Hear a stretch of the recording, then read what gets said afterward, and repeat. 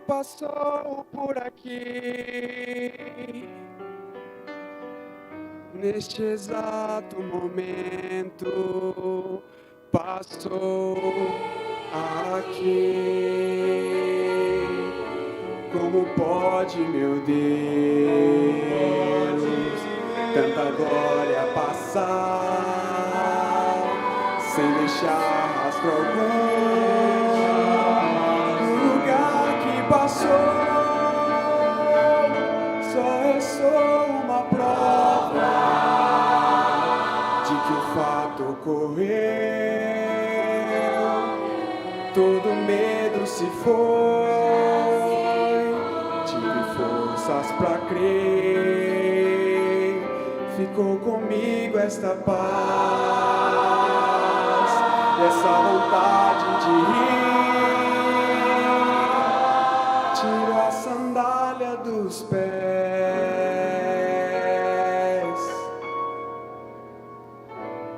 Jesus passou por aqui.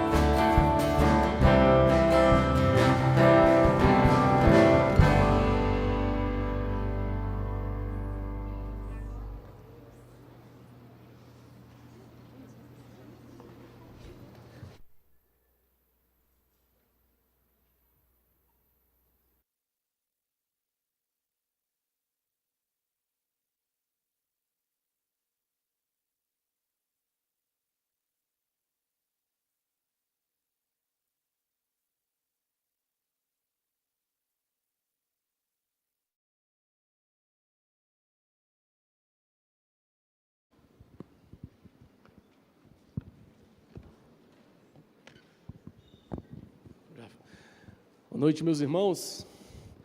Queria convidá-los a abrir a palavra do Senhor no Evangelho segundo Lucas, capítulo 19. Enquanto vocês vão abrindo, as crianças até 10 anos podem se dirigir para o Vinde Meninos. Crianças até 10 anos podem se dirigir para o Vinde Meninos.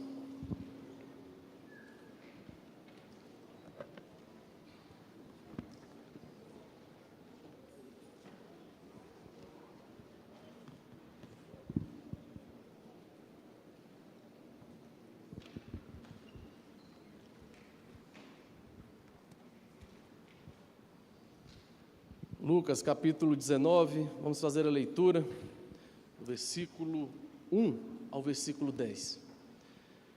Leiamos, meus irmãos, com atenção a palavra do nosso Deus. Entrando em Jericó, atravessava Jesus a cidade.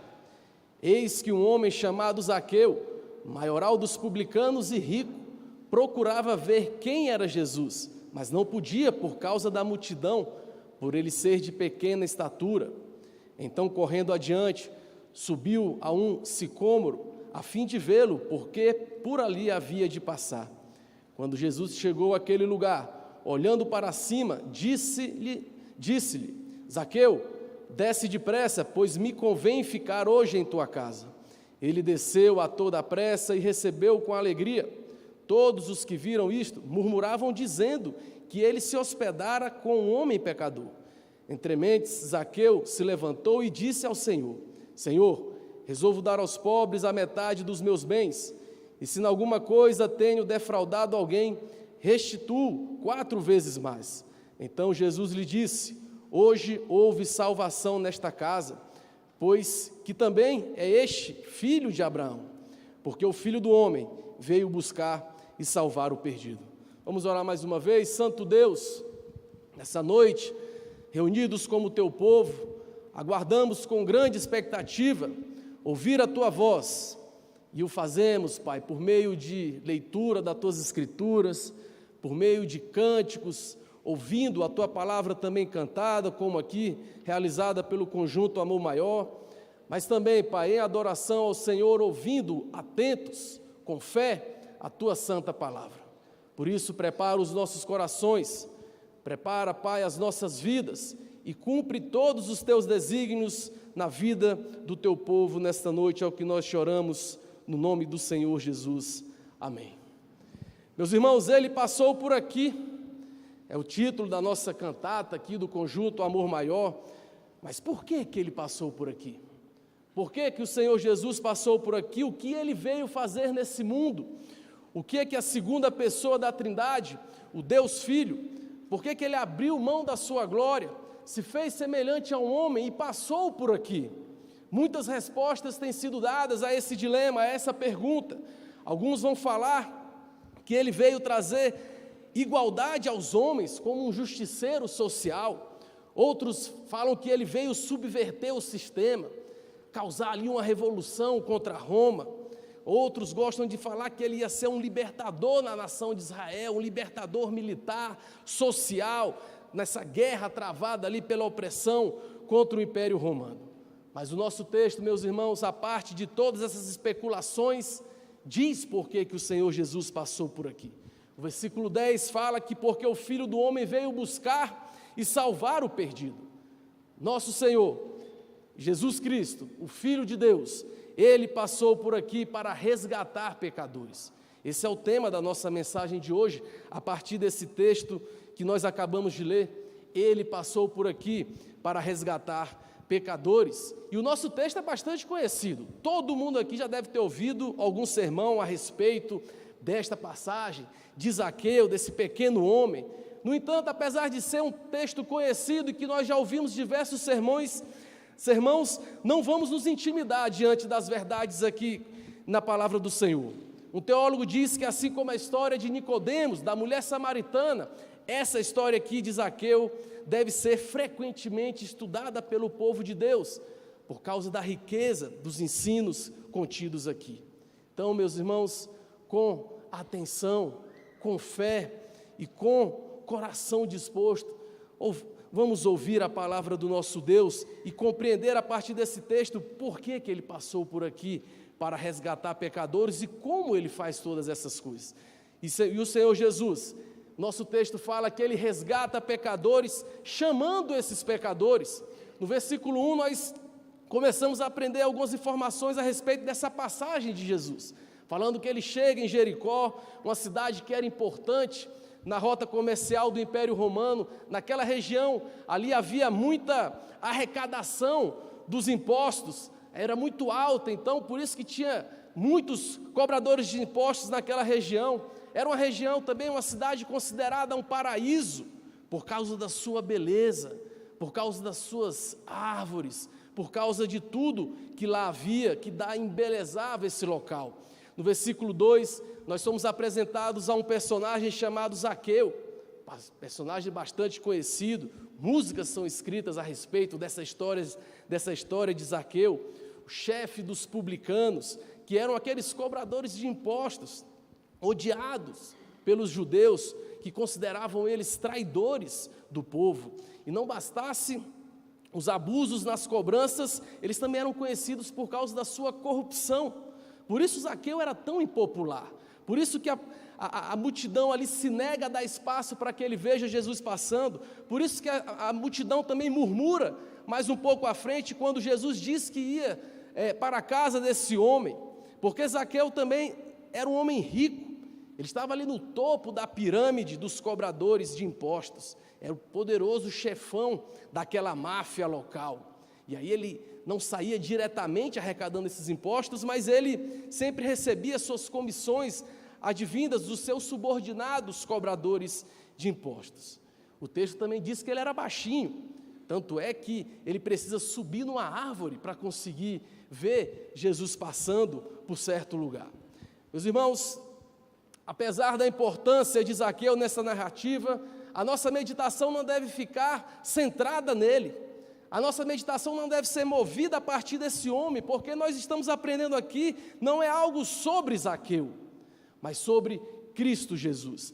Ele é o personagem principal, é ele que passa, é ele que resgata um pecador, chamando a sua presença. Versículo 5, quando chegou Jesus àquele lugar, olhando para cima, disse: Zaqueu, desce depressa, pois me convém ficar hoje na tua casa. Numa leitura rápida, parece que o ponto principal é justamente esse baixinho corrupto querendo ver Jesus passar. Mas Lucas vai nos lembrando que Jesus é que chega até o local onde Zaqueu está. É Jesus que olha para cima, é Jesus que chama esse homem: Zaqueu, desce depressa, eu vou para a sua casa. Jesus passou por ali porque ele iria resgatar esse pecador. O nosso Deus, meus irmãos, ele é soberano na salvação, no resgate de pecadores. Ele é que vai de encontro ao perdido, ele é que chama o perdido pelo nome. É assim que o nosso Deus chama pecadores. Ele entra soberanamente na casa, na vida, no coração de homens pecadores, mesmo sem ser convidado, como foi aqui no caso de Zaqueu. J.C. Ryle, que é um conhecido expositor bíblico, diz que, olha, sem ser solicitado, o Senhor Jesus envia a graça renovadora do Espírito Santo ao coração de um publicano, transformando naquele momento em um filho de Deus. A palavra do Senhor em Jeremias capítulo 3, versículo 19, diz assim: como te porei entre os filhos de Deus e te darei a terra desejável, a mais formosa herança das nações.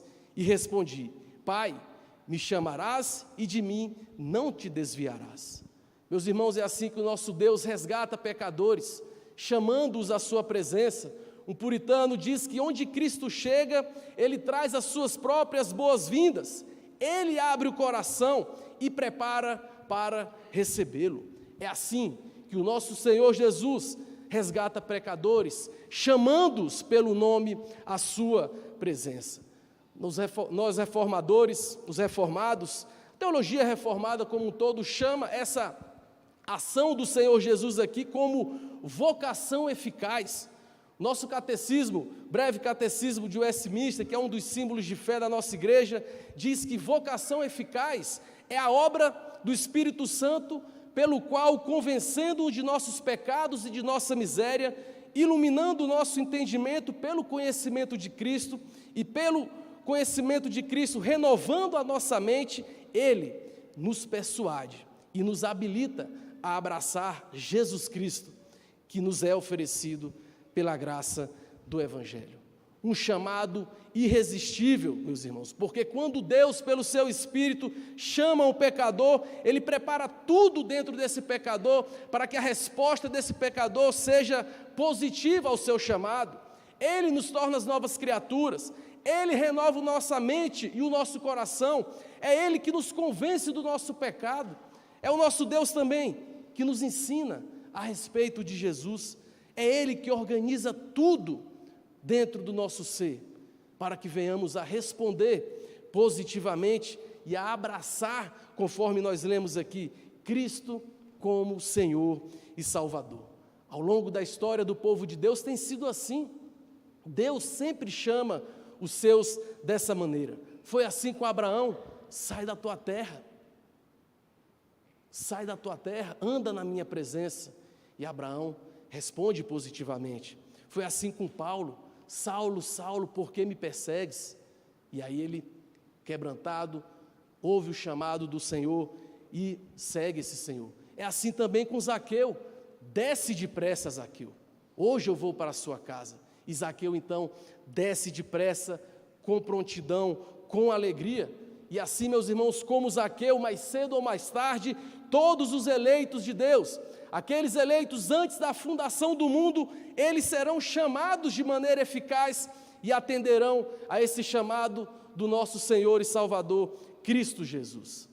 E nós sabemos como é que funciona todas essas coisas. Muitos aqui experimentaram esse chamado radical, assim como esse experimentado por Zaqueu, chamados improváveis que nós conhecemos ao longo da história do povo de Deus.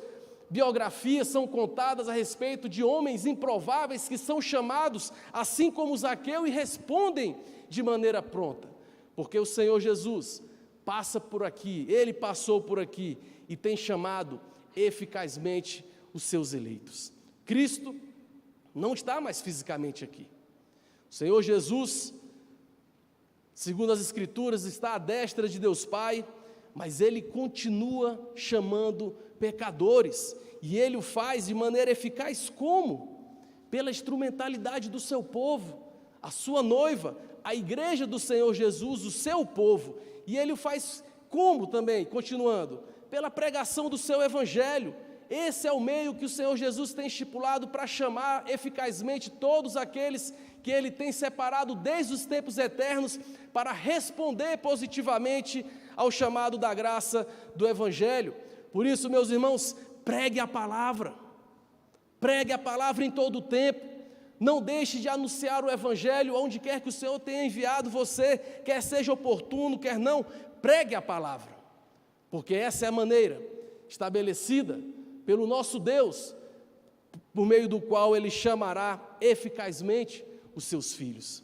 Cristo passou por aqui, meus irmãos, para salvar pecadores, e é interessante notar que muitas pessoas acham que o Senhor Jesus veio aqui para salvar pecadores, mas só aqueles pecadores, que pecados ali aceitáveis socialmente, podemos assim dizer.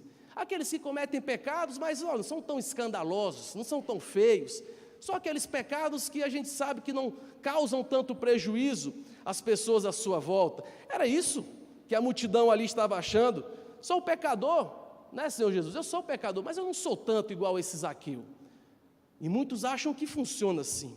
Nós esquecemos, como a multidão, que Cristo veio para os corruptos, meus irmãos, para os ladrões, para os piores dos pecadores, para gente como Zaqueu, para aqueles que todos nós olhamos à volta e muitas vezes dizemos: não, esse aí não tem jeito. E nessas horas, quando lidamos com um texto como esse, o nosso coração deve, meus irmãos, transbordar de alegria e de esperança, porque se Cristo é capaz de salvar até um homem como Zaqueu, e todos nós somos pecadores, nós podemos ter esperança de que, olha, eu posso ser alvo dessa graça, eu posso ser alvo desse chamado, eu posso ter esperança que, olha, apesar do meu pecado ser grande, Porque muitos ficam assim, beleza, pastor, eu sei, mas é porque o Senhor não conhece o meu coração, é porque o Senhor não sabe o que eu fiz. Se o Senhor soubesse o que eu fiz, o Senhor não estaria falando isso. O meu pecado é muito grande, o meu pecado é grande demais, eu não sei se há perdão na presença do Senhor Jesus para um pecado complicado como o meu. Eu acho que o meu pecado não tem solução.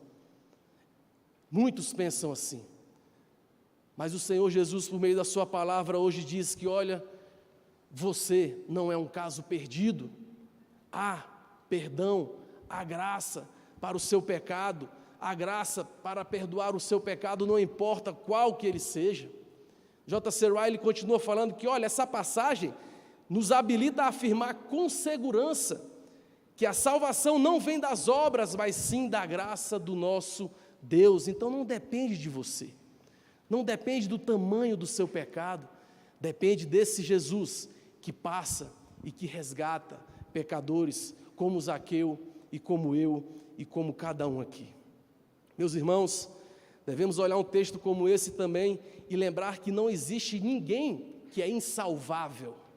A gente gosta, né, de olhar casos que são complicados, casos que a gente, não, isso aí desiste, esse não tem mais jeito, começa a dar problema, a gente já fica desanimado, a gente já acha que não, eu já cansei, esse aí já está aprontando demais, vamos focar em outras coisas, porque olha só, não tem jeito mais para esse aí. E em situações assim, nós olhamos para esse texto e somos lembrados que a graça do nosso Deus, esse Cristo Jesus resgata até o pior dos pecadores. Por isso não desista do seu cônjuge, não desista do seu filho, não desista do seu irmão, do seu amigo, do seu familiar, que parece cada vez mais distante, que parece cada vez mais resistente ao Evangelho. Não desista dessas pessoas, porque a graça do nosso Deus é para esses improváveis. Nós não sabemos o dia que o Senhor Jesus poderá olhar para cada um deles e falar: ei, desce daí, porque eu vou para a sua casa. Nós não sabemos, por isso continuamos a pregar esse santo Evangelho do nosso Deus. Continue, não desistindo, mostrando Cristo Jesus a essas pessoas por meio dessa pregação do Evangelho, meus irmãos.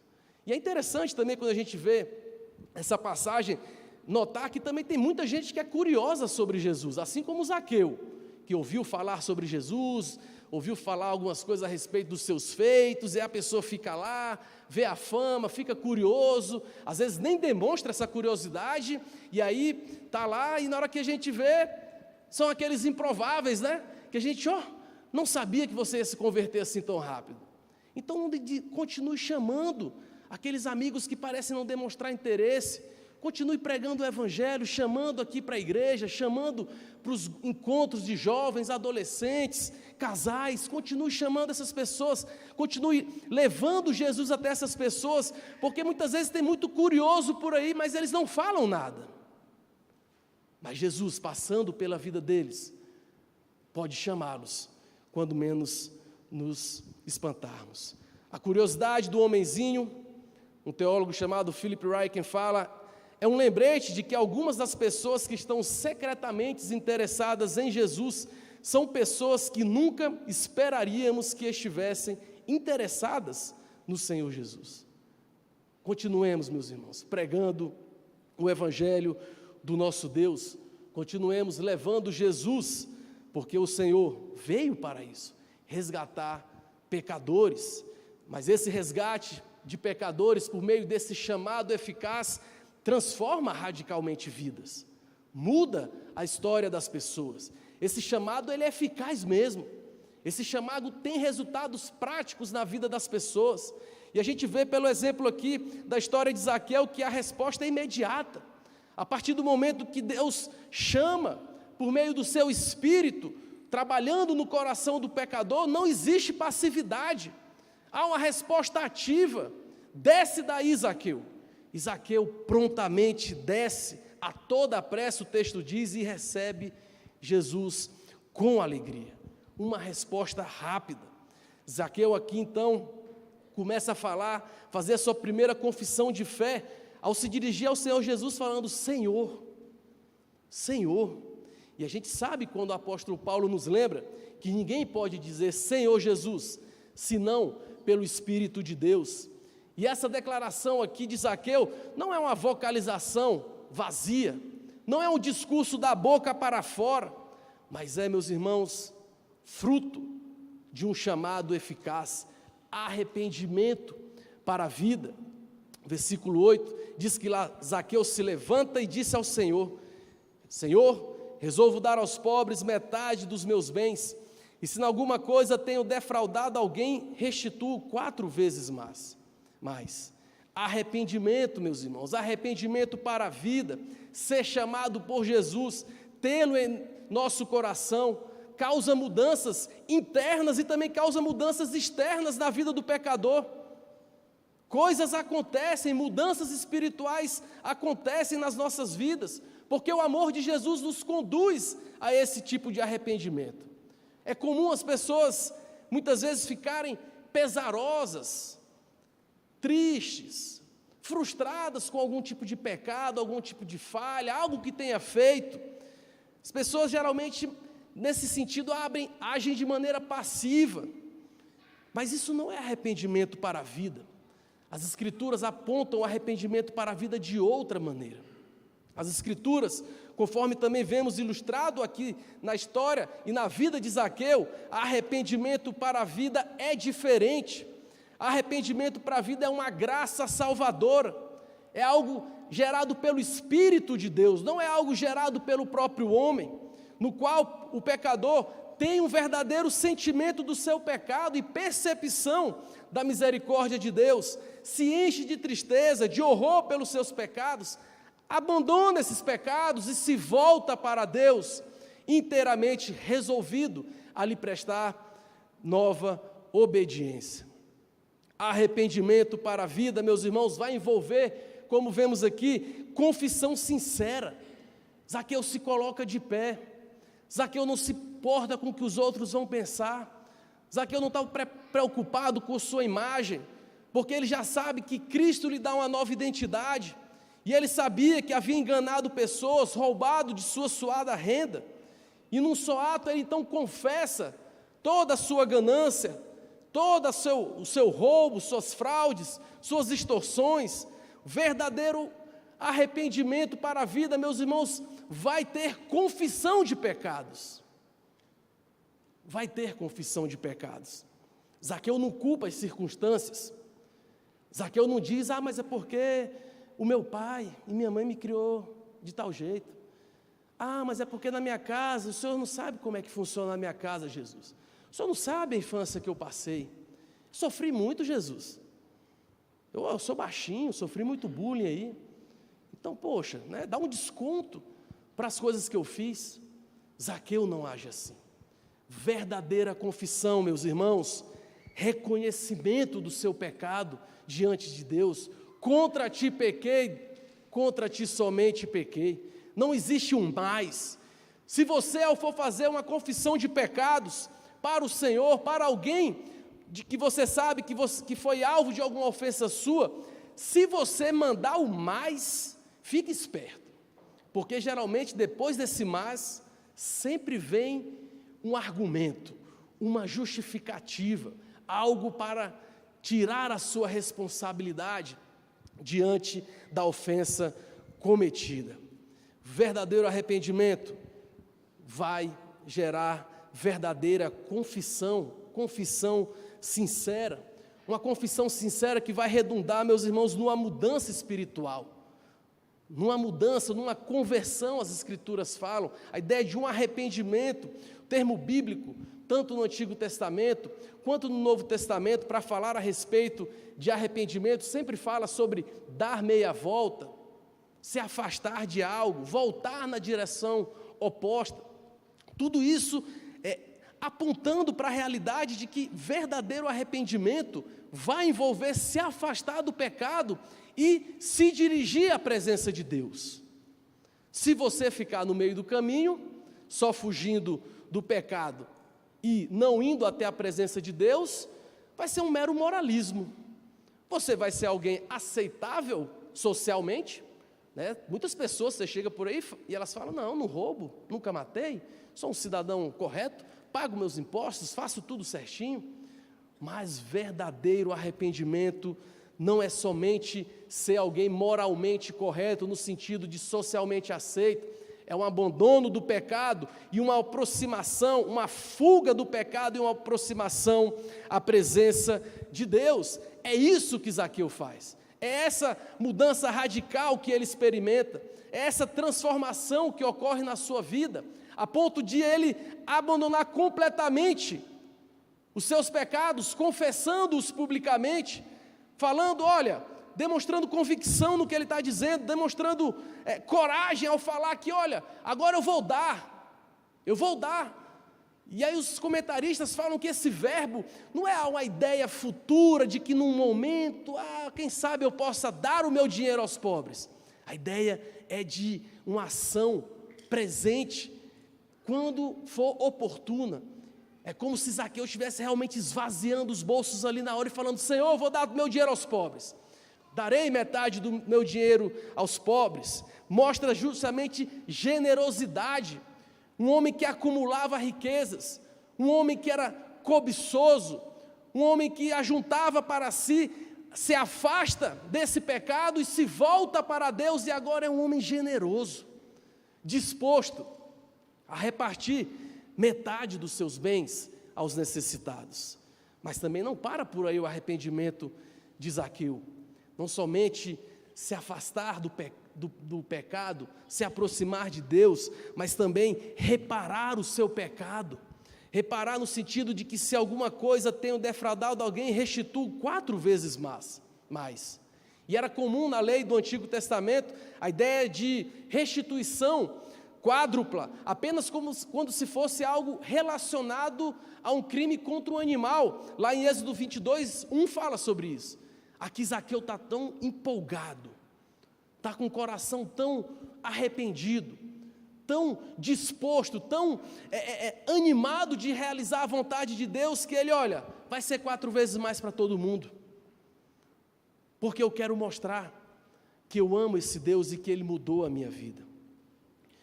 Philip Ryken fala que ao fazer a restituição completa, ao mesmo tempo em que doava generosamente para atender às necessidades dos pobres, Zaqueu estava começando a realizar o que a Bíblia chama de obras de acordo com o seu arrependimento. Zaqueu percebeu que, como o Senhor Jesus ensinava, é melhor dar, é muito mais abençoado dar do que receber. Ele estava obedecendo a Deus exatamente nas áreas onde ele havia pecado com mais frequência. Ele estava mostrando um quebrantamento, um arrependimento sincero. E isso, meus irmãos, é o que é exigido de cada um de nós. Um contínuo afastamento do pecado, um contínuo distanciamento, fuga do pecado, para nos aproximarmos do nosso Deus. Porque aqueles que são chamados eficazmente, eles irão experimentar essa transformação. Eles irão experimentar esse verdadeiro arrependimento. Eles irão experimentar esse afastamento do pecado, aproximação na presença de Deus, restituição quando necessário, confissão, assumir a culpa das suas faltas, das suas ofensas diante de Deus. E aí eu pergunto, quais são, meus irmãos, os pecados que têm sido predominantes em nossas vidas? Que mudanças? Quais serão as mudanças que Deus intenta fazer? No que você tem defraudado alguém? Você tem sido desobediente aos pais? Não é só parar de desobedecer, é agora pronta obediência, coração alegre para obedecer aos comandos paternos. Tem sido um cônjuge distante, um cônjuge indiferente, um cônjuge frio? Confesse o seu pecado ao Senhor, confesse o seu pecado ao seu cônjuge, corra para Deus e se torne um cônjuge atencioso, um cônjuge que dedica tempo, que se importa com o próximo, disposto a servir, disposto a dar o seu melhor, a se entregar em favor do seu cônjuge, carinhoso, bondoso, porque não adianta, me perdoe pelo que eu fiz, se não ocorrer o afastamento do pecado e a aproximação da presença de Deus, experimentando essa transformação nas nossas atitudes, porque a mudança é interna, mas a mudança também é externa. Se você tem vivido de modo egoísta, se você tem vivido de modo individualista, solitário, arrependa-se, busque servir, busque o ministério na igreja para você se dedicar a outras pessoas, procure servir de alguma forma, e no meio desse serviço, busque o interesse do próximo, busque o interesse do seu irmão, não fique lá só tentando fazer a sua própria vontade. Isso é arrependimento, meus irmãos. Se tem sido ganancioso, pratique a generosidade, como no caso de Zaqueu. Se tem sido impaciente, se tem sido grosso no trato com o próximo, se a sua maneira de falar é ofensiva, seja gentil, se arrependa, confesse o seu pecado e busque na presença do nosso Deus transformação para a sua vida. Isso é arrependimento para a vida. J.C. Ryle fala algo interessante sobre essa questão do arrependimento, quando ele diz que a graça que não pode ser vista, tal como a luz e experimentada, assim como o sol, não é graça, mas é hipocrisia. O homem que professa conhecer a Cristo e crer nele, enquanto se apega ao pecado e ao mundo, está se encaminhando para o inferno, com uma mentira bem ao seu lado. O coração que provou de fato a graça de Cristo, odiará instintivamente o pecado. O nosso Senhor passou por aqui, resgatando vidas, mas também transformando cada uma dessas vidas. Por isso que o versículo seguinte diz que o Senhor Jesus disse que, olha, houve salvação nesta casa, pois que também este é filho de Abraão.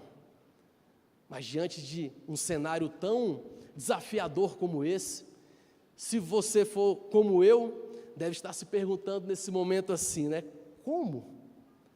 Como que eu vou fazer isso? Eu já tentei, não estou conseguindo. Eu já tentei esse afastamento do pecado.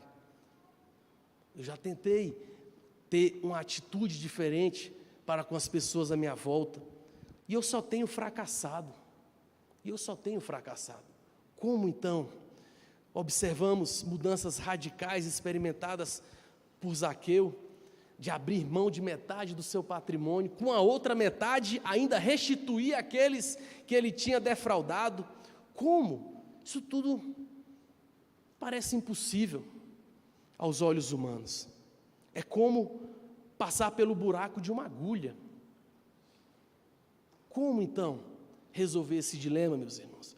No capítulo anterior, no capítulo 18 de Lucas, o Senhor Jesus mostra a relação dele com um jovem rico que se recusou a se arrepender e que inclusive sai triste porque não queria se desfazer da sua fortuna. E aí ele tristemente sai, e aí o Senhor Jesus fala que, olha, mais fácil um camelo passar pelo fundo de uma agulha do que um rico entrar no reino de Deus. Então, humanamente falando, realmente, é impossível. Humanamente, tudo que nós estamos falando aqui, pela sua própria força, pela sua própria disposição, pelo seu próprio empenho, tudo isso é impossível. Você não vai experimentar essa transformação narrada e registrada que foi experimentada aqui por Zaqueu. Você não vai. Pelo seu próprio empenho, isso é impossível. Mas o Senhor Jesus diz que o que é impossível para os homens é possível para Deus. A verdade dessas palavras foi inclusive confirmada no próprio exemplo da vida de Zaqueu, que se segue no capítulo 19, uma mudança que ele nunca conseguiria pelo seu próprio empenho, pela sua própria força. Por isso que essa passagem não é sobre Zaqueu e o que ele faz, mas é sobre Cristo e a sua busca por pecadores e a transformação que ele causa na vida de pecadores. Ele passou por aqui, resgatou pecadores e transformou a vida deles. É sobre o Senhor Jesus. Somente Deus pode fazer algo tão impossível, de levar um ladrãozinho rico ao arrependimento. Somente Deus, somente o Senhor Jesus, a ação do seu Espírito, pode fazer, meus irmãos, eu e você, sermos conduzidos a uma vida de arrependimento. No final da passagem, Jesus anuncia a Zaqueu e ao mundo que o Filho do Homem veio buscar e salvar o perdido. Ele passou por aqui para resgatar pecadores. Muito em breve, em questão de dias, ele estaria salvando pecadores ao morrer na cruz do Calvário, ao ressuscitar ao terceiro dia, vencendo a morte. Jesus ainda está fazendo, meus irmãos, essa obra salvadora hoje, transformando os perdidos pela obra do seu Espírito, não pelos nossos méritos, não pelas nossas obras, mas pelo que Ele conquistou na cruz do Calvário. Por isso nós devemos nos perguntar: eu creio nessa obra redentiva de Cristo Jesus?